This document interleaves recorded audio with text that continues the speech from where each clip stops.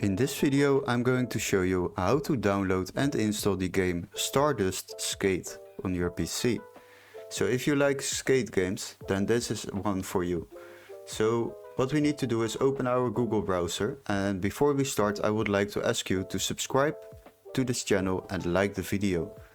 After that, go to the search bar and search for Steam. Once you are at Steam, go to the search bar there and search for the game Stardust Skate. So here it is, select it, and this game is available from €2.39. It is a temporary offer, so definitely make use of that. And once you have decided to buy this game, click on add to cart, view my cart, and of course delete the other games in your cart, and then you can continue to payment.